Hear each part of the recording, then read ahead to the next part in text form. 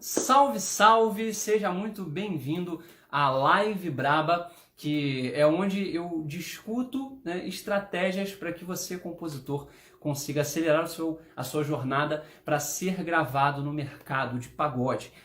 E a gente está na Live Braba de Maratona de Lives. Eu sou o Marquinhos de Moraes, compositor de músicas gravadas e lançadas por artistas nacionais como Ferrugem, Dilsinho, Périx, Sorriso Maroto.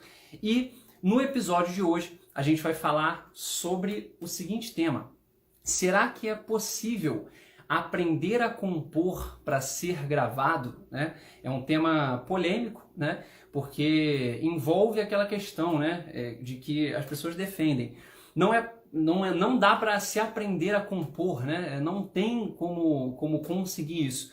E quando eu escuto o compositor falando isso, que não dá para aprender a compor, eu entendo esse cara. Eu entendo esse cara porque quando a gente vai falar de arte, de música e aí de composição, é uma coisa que vem muito na inspiração, que está ligado muito à inspiração, ao dom de compor.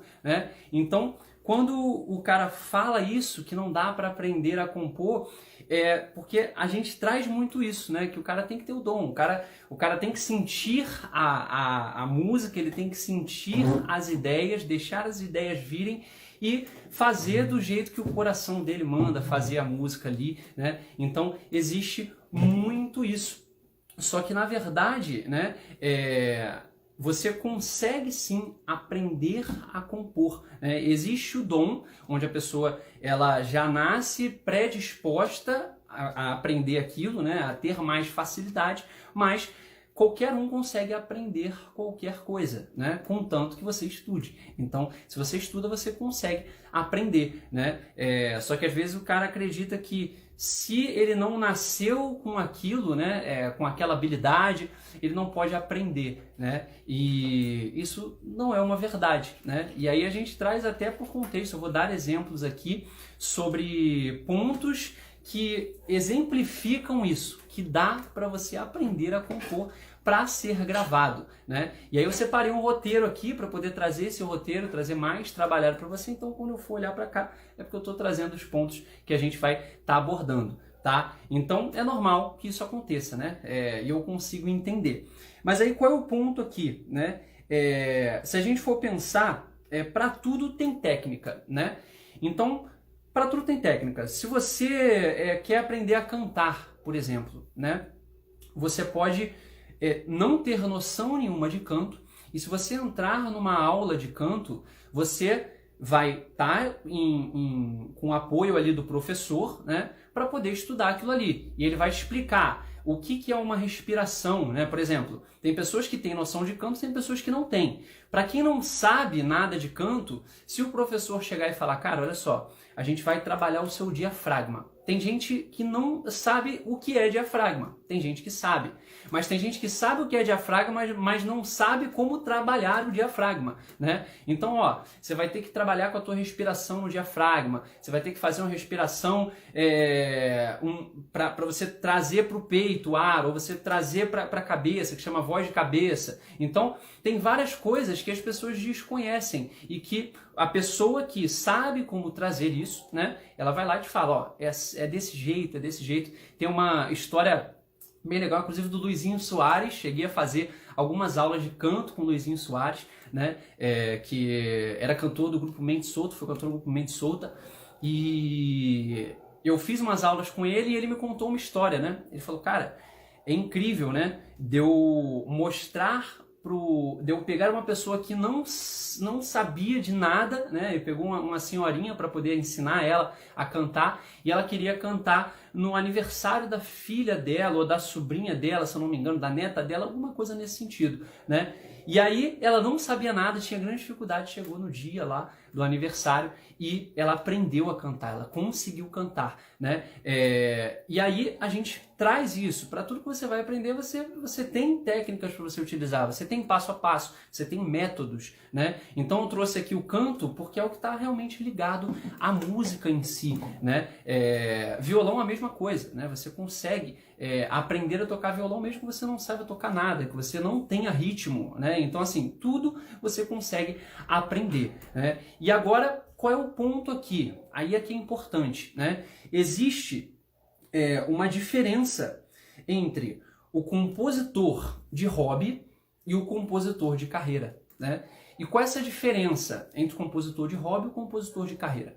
O compositor de hobby é o que ele faz simplesmente porque ele gosta de fazer, né? O compositor de hobby, eu acho que todos nós em algum momento já fomos compositor de hobby, e a gente é até hoje. Todo mundo tem um compositor de hobby dentro de si, em que a gente vai lá e a gente gosta de trabalhar ali as músicas, de criar e tudo mais, né? Mas depois que o compositor começa enfim, a fazer mais músicas e tal, ele pode tomar uma decisão. Se ele vai continuar sendo um compositor de hobby ou se ele vai ser um compositor de carreira, né? E aí o que seria um compositor de hobby?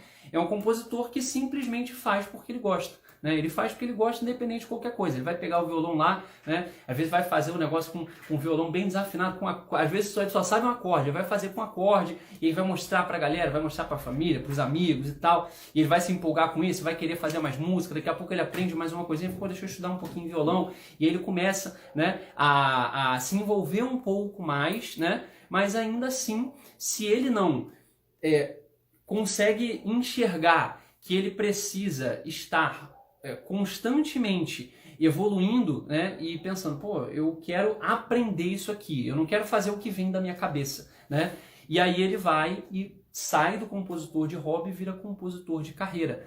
Talvez muitos de vocês que estejam assistindo a live agora, vocês sejam compositor de carreira, né? Vocês sejam compositor de carreira. Porque vocês estão aqui, né, adquirindo conhecimento. Então, quando você adquire conhecimento, você já começa a botar um pezinho no compositor de carreira. Mas existe uma diferença, né? O do hobby, ele gosta e aí ele começa a ter contato com as coisas, né? Ele começa a pesquisar. Caramba, olha só, poxa, que legal. Ele vai assistir alguma coisa bacana. Ele vai e pesquisa alguma coisa legal, né? Só que aí, o compositor de carreira...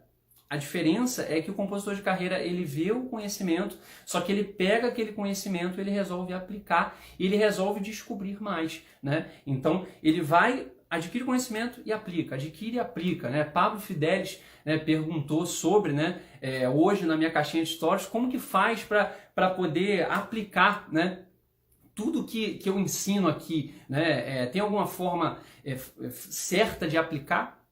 Na verdade, é você simplesmente aplicar, né? Mas você aplicar de forma consistente, né? Só que você aplicar de forma consistente e você saber gerar consciência para aquelas habilidades que você está criando, né? Que é o que eu vou trazendo aqui para você no decorrer, enfim, você entra, você vê conteúdo meu. Então, a diferença do compositor de hobby para o de carreira é que ele gosta muito, ele vê algumas coisas, mas ele não vai para frente para colocar aquilo em prática e começar a realmente se aprofundar, né? Se aprofundar e ele mesmo se estudando, né? E vendo como que ele consegue melhorar e aprendendo com outras pessoas, né? E aí, no meu caso, eu consegui aprender muito na tentativa e erro, né? Enfim, quem já conhece a minha história, eu segui ali por um bom tempo, foram 11 anos até que eu conseguisse ter a minha primeira música gravada, né, e tocando nacionalmente, né? E eu era um compositor de hobby que fiquei compositor de hobby até 2008. Eu comecei em 2004,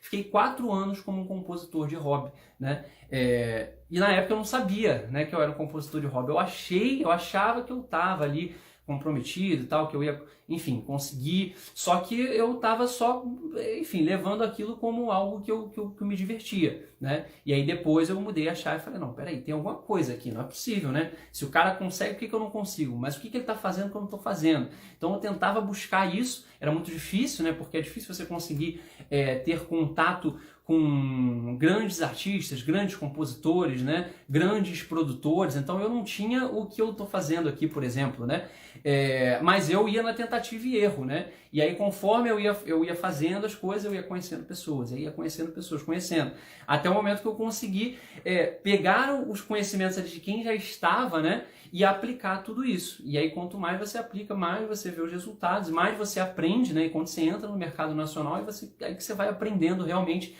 como que a galera trabalha, né? E você vê que tinha muita coisa que você tinha de pontos cegos, né? Então é importante o compositor enxergar isso, né? Que existem coisas que ele pode fazer, né? E você que está aqui já está com conhecimentos para que você possa aplicar, com conceitos para que você possa desvendar mitos, né? Para que você possa desbloquear o teu pensamento, às vezes, sobre coisas que te limitam, né?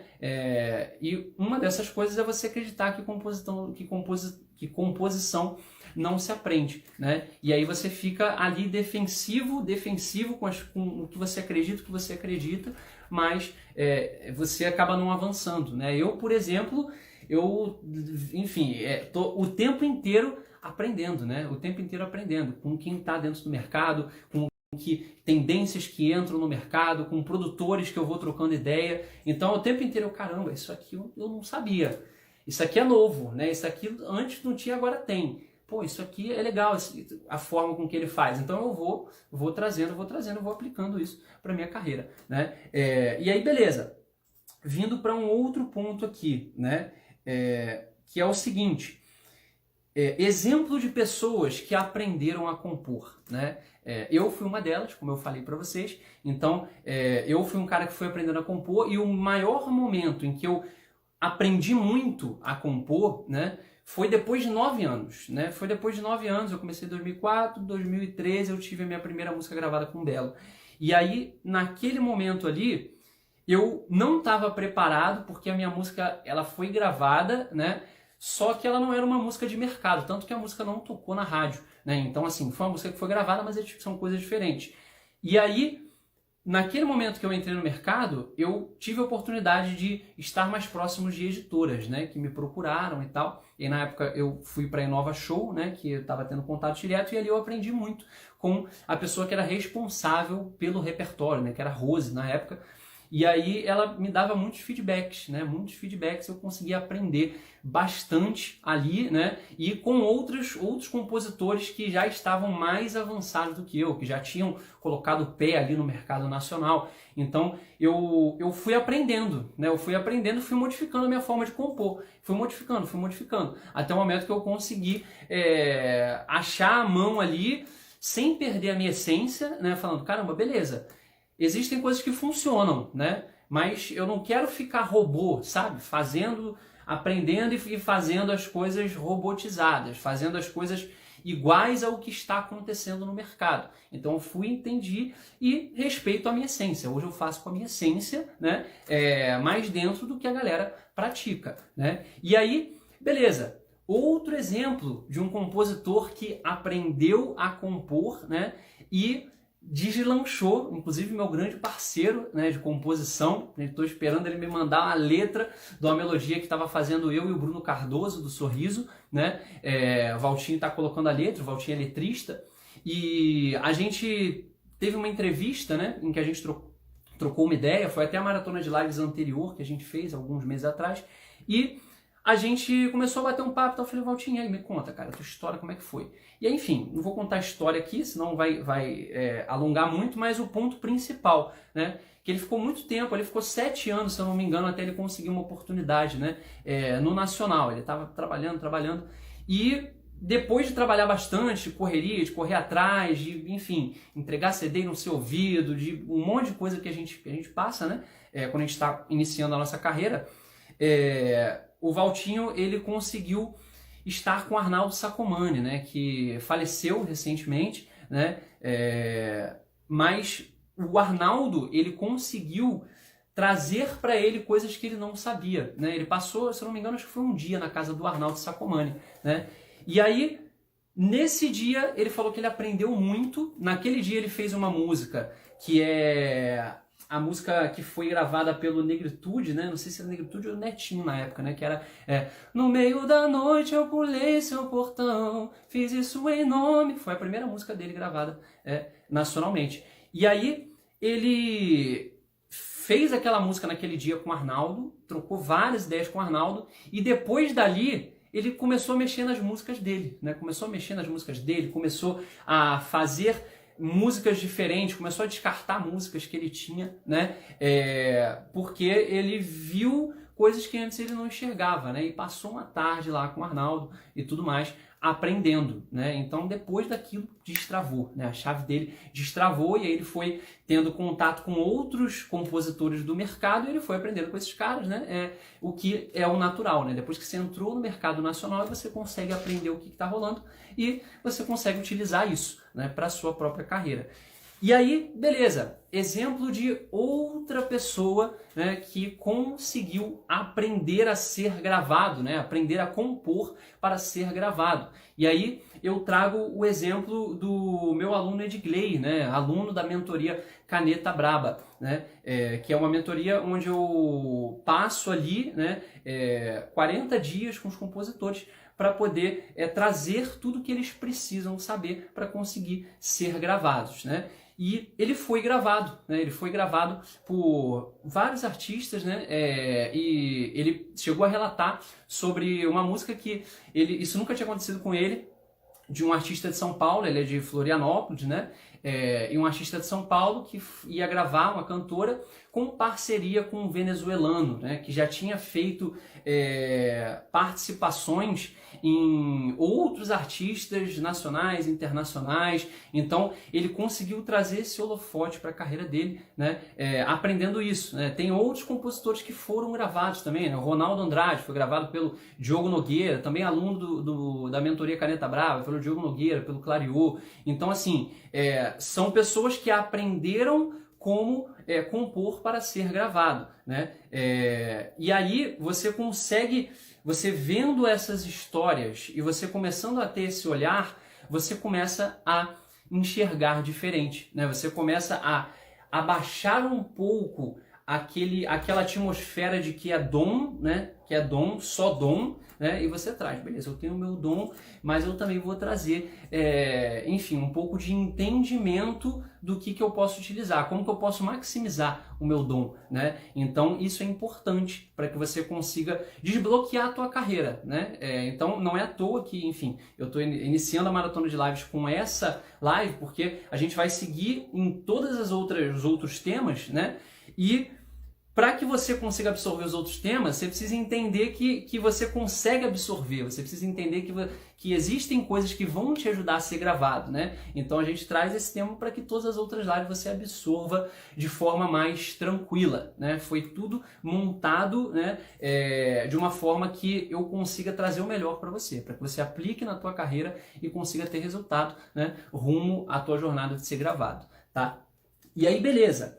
Vamos para um ponto agora importante, né? Que é o seguinte, pode passar pela sua cabeça, né? Eu vou aprender a compor com alguém, né? Eu vou, por exemplo, o Valtinho que aprendeu com o Sacomani, né? Eu que aprendi dentro da editora e com outros compositores, produtores, artistas nacionais. Pô, a gente aprende com esses caras, né? Se você aprender com alguém, você vai compor igual a ele, né? Porque pode passar isso na cabeça, né? Se eu aprender com fulano, se eu me inspirar no fulano, né? Eu vou ficar uma cópia dele, não vou ter identidade. E na verdade não, né? Se você tiver aprender o que você, enfim, as coisas que você precisa aprender, né? E se você trouxer referências para você, pelo contrário, você vai conseguir dentro da tua identidade, da tua essência, né, construir coisas, né, ideias, composições, conduzir a tua carreira de uma forma melhor. Então, na verdade, você não vai copiar, né? Você vai entender os fundamentos, né, as estratégias e aplicar da tua maneira, né, dentro do que acontece ali, né? Então, é importante se atentar para isso, para que, mas aí se eu ver o cara, eu vou estar igualzinho a ele, vai ser uma cópia, eu vou perder. Isso não acontece, né? Isso não acontece. Você tem que ter o senso de olhar e trazer a tua essência, tá? E aí, Beleza.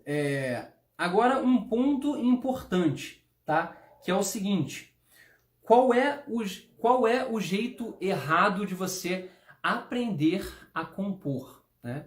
É você copiar os outros, você copiar a música dos outros na rádio, né? Então de repente você vai falar, não, eu vou aprender a compor, então eu vou lá na rádio, vou escutar o Spotify, vou escutar os streams, né? O digital, e ver o que está rolando. Eu vou aprender a compor, vou ver esses caras e aí vou usar isso na minha composição, né? Só que aí se você pega e você, pô, o cara usou o termo ninguém ama, por exemplo, pegando uma música minha, né, gravada pelo Péricles, usou o termo ninguém ama, né? Esse termo foi o termo holofote da minha música, né? Que tocou em todo o Brasil. Então, se você falar, pô, entendi, tem que botar ali alguma coisa ali, o ninguém ama chamou atenção. Aí você vai, pega o ninguém ama e usa na tua música. Você não está aprendendo, né? Você não está usando, ouvindo no teor de aprender, você está copiando. Então, o jeito errado é você copiar, né? Não faça isso, senão você vai perder a tua essência e você vai acreditar que você está no caminho certo, mas na verdade você está indo na contramão, né? Você está jogando para o mercado ideias que já foram ditas. E beleza, então, se o jeito errado, né, é assim, qual é o jeito certo de você aprender, né? Qual é o jeito certo de você aprender a compor, né?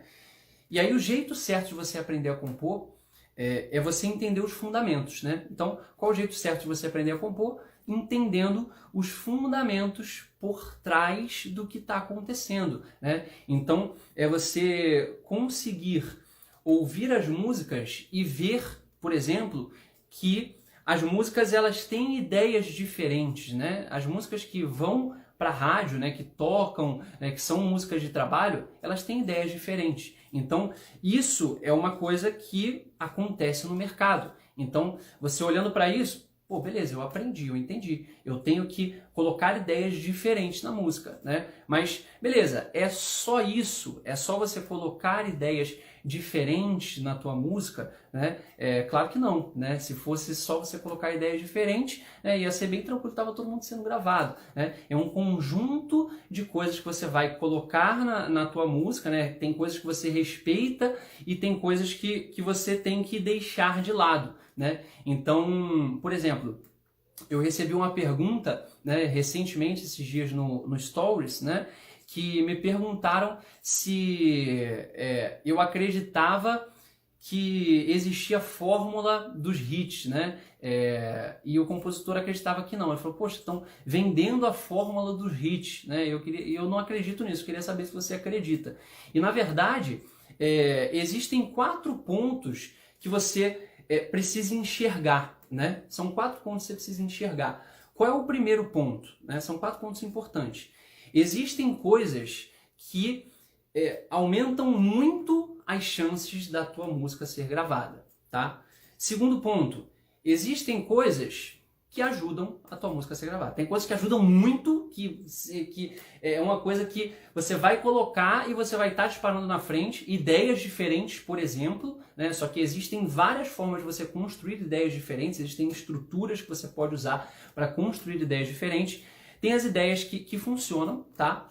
Tem as coisas, terceiro ponto, são as coisas que não funcionam, né? Então tem coisa que não vai funcionar, né? Tem coisa que não vai funcionar. Por exemplo, você fazer a música com 3 minutos de duração, não vai funcionar, porque não é isso que o mercado pratica, né? Na verdade, essa não é nem o que não vai funcionar, essa já é a quarta, né? Qual é o quarto ponto que você tem que se atentar? São coisas que, se você fizer, vão destruir a sua composição, né?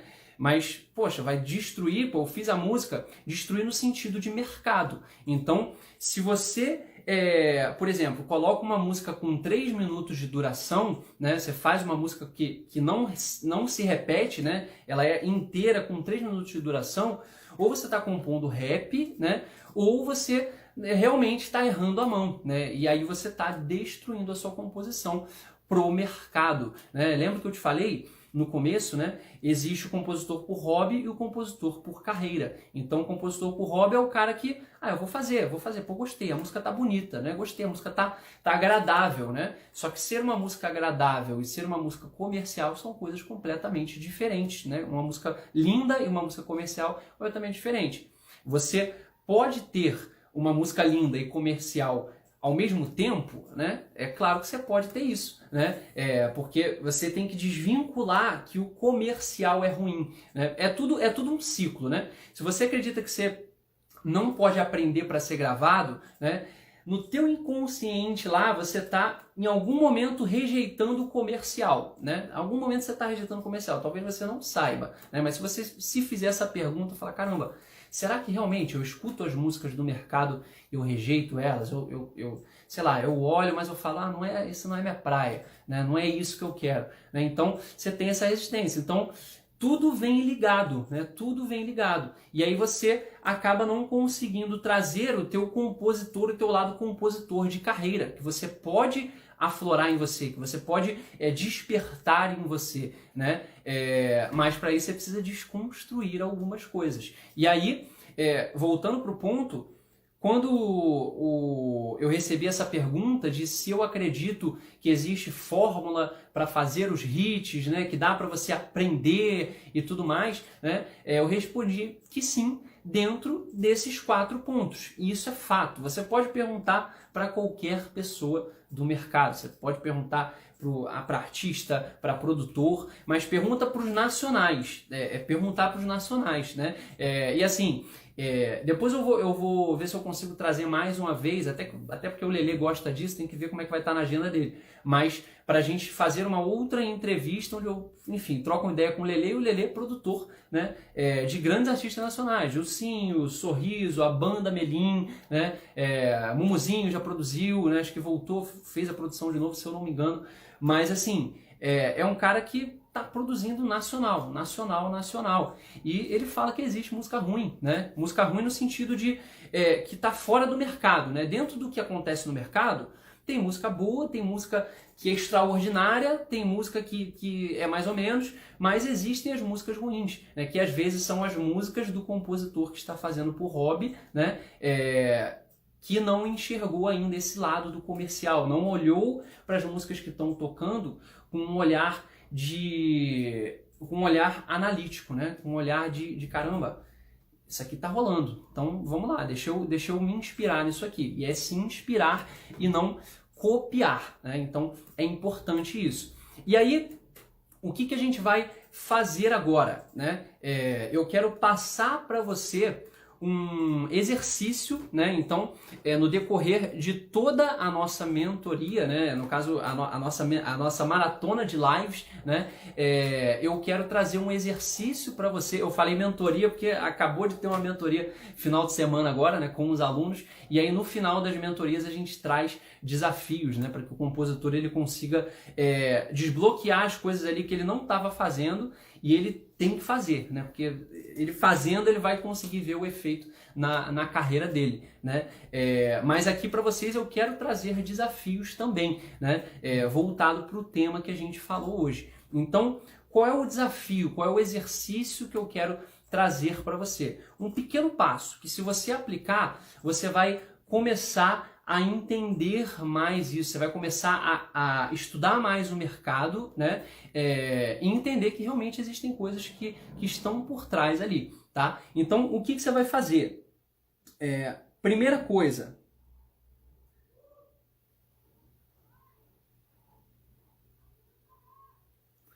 show de bola. Então, primeira coisa que você vai fazer para que você consiga entender que existem coisas por trás. Tem um vídeo que eu gravei, né, uma aula que eu fiz, uma live que eu fiz, que está no YouTube, né? Que é a técnica de composição que os compositores usam para serem gravados no mercado nacional. Então é uma live onde eu falo sobre sacadas, né? Então alguns compositores talvez já tenham ouvido falar sobre sacadas, né? Outros talvez não sabem muito bem o que é. E nessa live, né, nessa aula, eu explico o que é a sacada, né? E como que isso impacta na tua música em si, né? E a sacada, ela é uma estratégia aprendida, né? Que você consegue aprender a aplicar, né? E eu dou alguns exemplos nessa aula, né? Então é importante que você consiga ter contato com coisas para desconstruir aquele negócio de, pô, não dá para aprender, não dá para aprender, né? Então, primeira recomendação que você vá no meu canal do YouTube, né, e assista essa aula, a técnica de composição que os compositores utilizam para serem gravados no mercado nacional, tá? E aí, qual é a segunda coisa que você vai fazer para você desconstruir mais isso? Aqui eu estou passando duas, né? Já dois pontos, né? O primeiro é esse e o segundo é você parar de ter resistência com as coisas que tocam na rádio, né? Isso é uma coisa que mais no inconsciente te bloqueia, se você tem essa resistência, né? Acaba te bloqueando para você aprender ou não querer aprender, ou acreditar que composição não se aprende, né? E aí você escutando as músicas e tendo um ouvido de apreço, né, por essas músicas, independente se você gosta daquela música ou não, você vai ouvir de forma analítica, né? Você vai ouvir para pegar na veia, para entrar na tua veia ali, né? O que está rolando no mercado, né?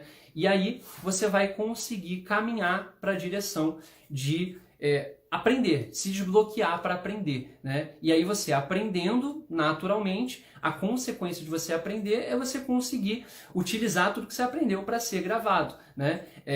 Então é isso que eu deixo para você, né? E quero que você faça o seguinte, aproveitar para saber se está realmente comprometido com a tua carreira, né? Posta no teu stories, né? Ou então no teu feed e me marca, né?